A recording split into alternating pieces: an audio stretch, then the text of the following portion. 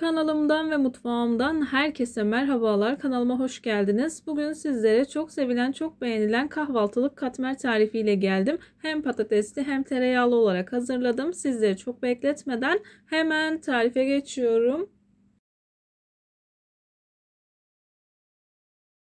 Tarifim için ilk olarak yoğurma kabına 8 bardak un, 1,5 tatlı kaşığı tuz, 2 bardak kadar su ekleyip yavaş yavaş hamurumu yoğurmaya başladım.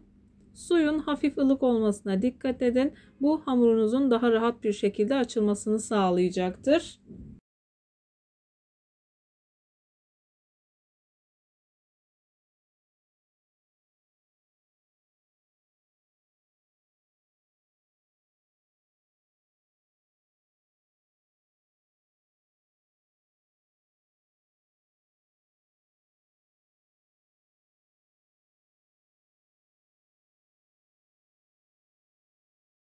Suyu azar azar dikkatli bir şekilde eklemeye özen gösterin.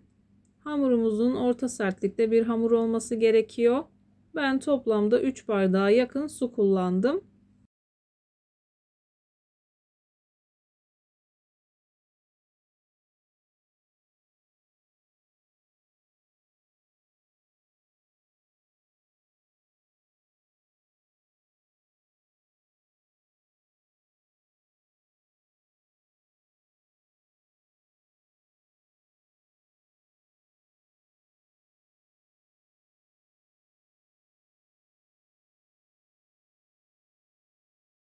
Hamurumu yoğurma kabında yoğurup toparladıktan sonra masada yoğurmaya devam ediyorum.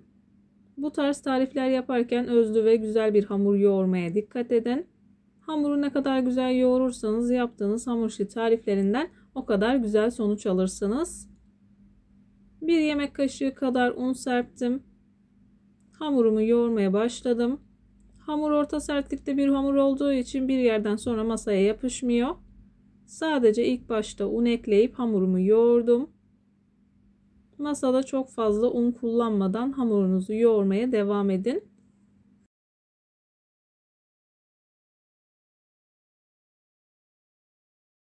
Hamuru yırtsa yırtsa güzelce yoğurdum. Hamuru toparladıktan sonra buzdolabı poşetine alıyorum. O şekilde yarım saat kadar dinlendiriyorum. Videomu tam da buraya kadar izlediyseniz her zaman olduğu gibi sizlerden ricam yoruma kalp olur, emoji olur veya tarifim hakkında farklı bir fikriniz varsa bunu da benimle paylaşabilirsiniz. Ayrıca videolarımı sevdiğiniz kişilerle de paylaşarak bana bu şekilde destek olabilirsiniz.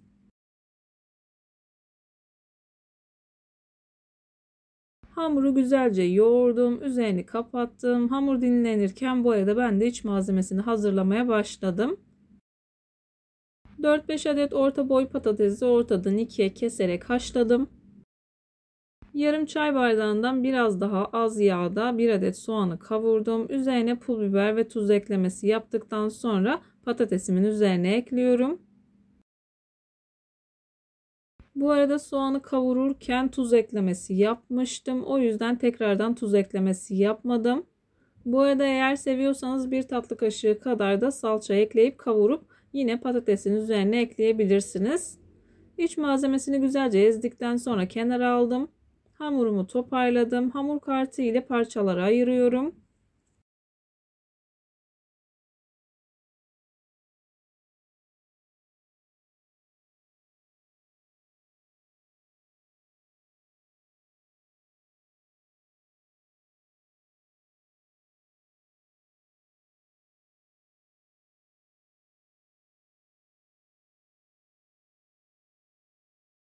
Tavanızın büyüklüğüne, yapmak istediğiniz katmerin büyüklüğüne göre parçalara ayırıp bezelerinizi hazırlayabilirsiniz.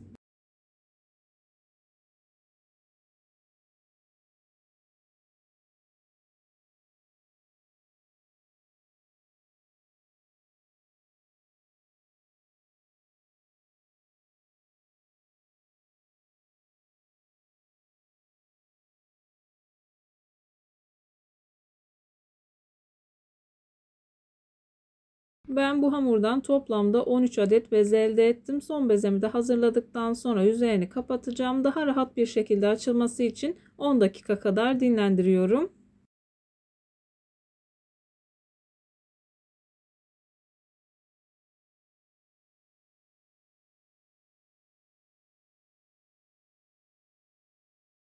Hamur dinlenirken bir yandan yağını hazırlıyorum. Yağ için 200 gram kadar tereyağın içerisine yarım çay bardağı kadar sıvı yağını ekliyorum. Dilerseniz sadece bu yağ ile hazırlayabilirsiniz. Veya yağı erittikten sonra yine içerisine sıvı yağ karıştırıp o şekilde de kullanabilirsiniz. Her iki şekilde de sizlerle paylaşacağım. Dinlenen bezelerimden bir tanesini aldım. Merdane yardımı ile büyütüyorum. Çok fazla incecik açıp büyütmenize gerek yok.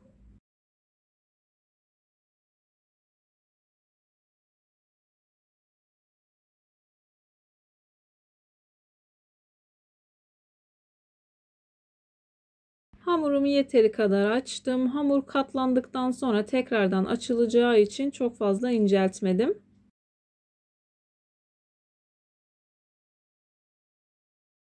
Bir yandan erittiğim yağ karışımından sürüyorum. 150 gram kadar tereyağını erittikten sonra yarım çay bardağı kadar sıvı yağını ekleyip karıştırdım. Hamurun her yerine gelecek şekilde güzelce sürüyorum.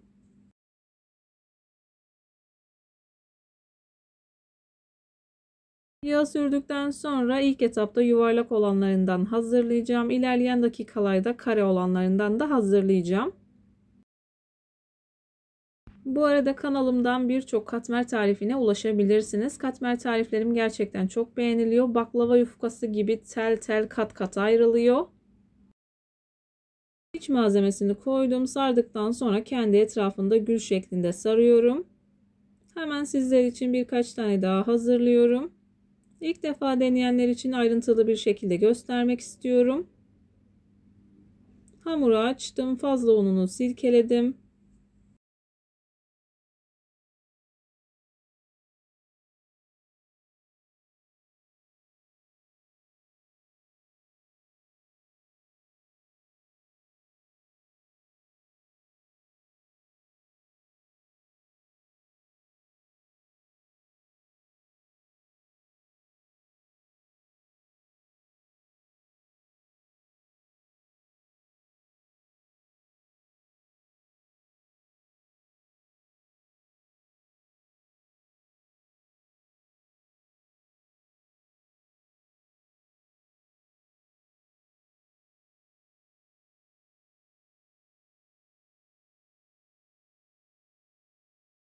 Yağı eritip de hazırladıklarım, hemen hızlı bir şekilde yağı eritmeden de hazırladıklarımdan göstermek istiyorum. Her iki şekilde de hazırlayabilirsiniz. Katı yağın içerisine biraz sıvı yağ karıştırdığınız zaman katmerler tel tel ayrılıyor. Baklava yufkası gibi incecik oluyor. Hemen yağdan her yerine gelecek şekilde güzelce sürüyorum.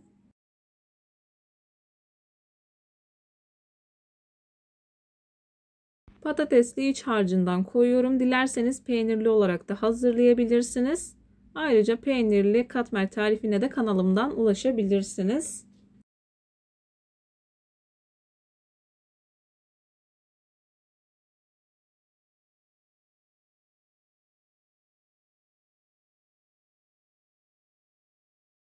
Patatesli olanları hazırladım. Hemen hızlı bir şekilde sade tereyağlı olanlarından da hazırlayayım. Ben bu seferki katmerleri biraz ince hazırladım. İsterseniz daha kalın da hazırlayabilirsiniz. Katmerleri hazırladıktan sonra üzerinin kabuklanmaması için bir poşet yardımı ile kapatın ki daha rahat açılsın. Hemen hızlı bir şekilde kare olanlarından hazırlamaya geçtim. Her yerine gelecek şekilde yağ karışımından sürdüm. Katlarken kenar kısımlarını çekiştiriyorum. Tekrardan yağ sürüp katlıyorum. Sade olanlarını bu şekilde hazırlıyorum. Hemen patatesli olanlarından da hazırlayacağım. Bu katmer tarifini denedikten sonra inanın bir daha başka katmer tarifi denemeyeceksiniz.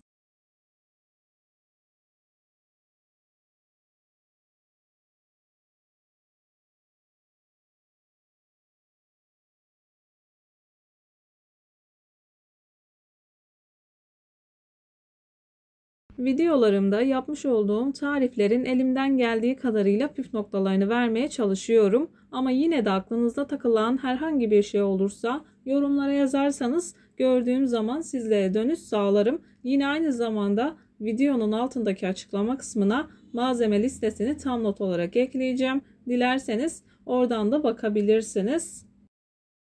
Hemen hızlı bir şekilde patatesli olanlarını da hazırlayıp pişirme aşamasına geçeceğim. Yağı eritmeden hemen pratik bir şekilde bu şekilde de hazırlayabilirsiniz.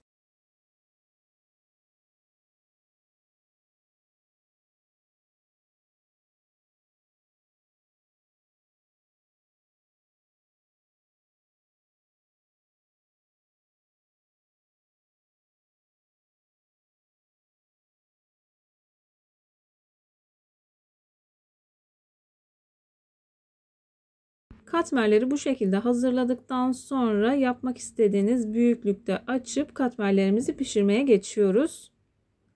Açarken yavaş hareketlerle açmaya dikkat edin. Çünkü içerisinde patates olduğu için kenarlardan bu şekilde atabiliyor. Kontrollü bir şekilde açın. Hemen kare olanlarından da açmaya başladım.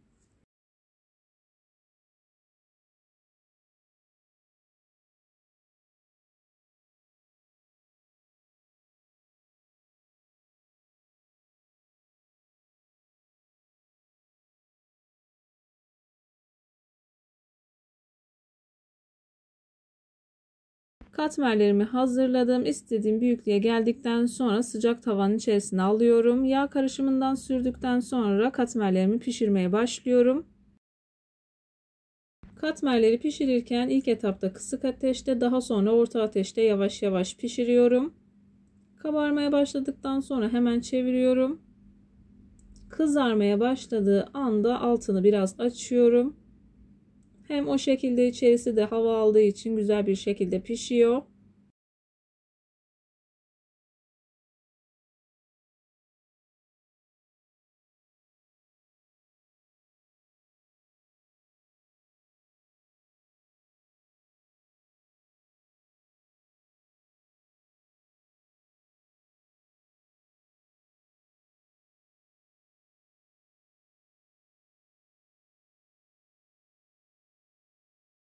Patatesli olanlarından biraz pişirdikten sonra hemen sade tereyağlı olanlarından da pişiriyorum. Ben biraz ince yaptım bu sefer. Sizler istediğiniz kalınlıkta hazırlayabilirsiniz. Gördüğünüz gibi yavaş yavaş kabarmaya başlıyor. Ocağımın en büyük gözünü kullanıyorum. Kısık ateşte pişiriyorum.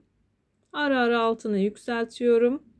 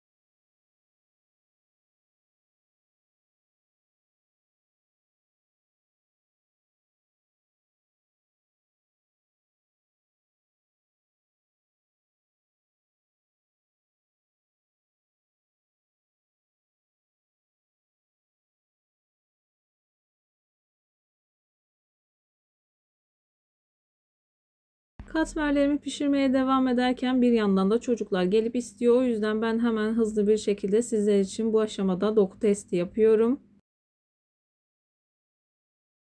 Tereyağlı olanlar bu şekilde oluyor. Kat kat ve tel tel gördüğünüz gibi. Patatesli olanlar da aynen bu şekilde oluyor. İlerleyen dakikalarda yakından göreceksiniz. Birkaç tane pişirdikten sonra patatesli olanlarını da göstereceğim. Videomu beğendiyseniz beğenmeyi, kanalıma hala abone değilseniz bu videodan sonra kanalıma abone olmayı, bildirim zilini açmayı lütfen unutmayın. Kendinize ve sevdiklerinize çok iyi bakın. Başka bir tarifte, başka bir lezzette görüşmek üzere. Hoşça kalın. Allah'a emanet olun.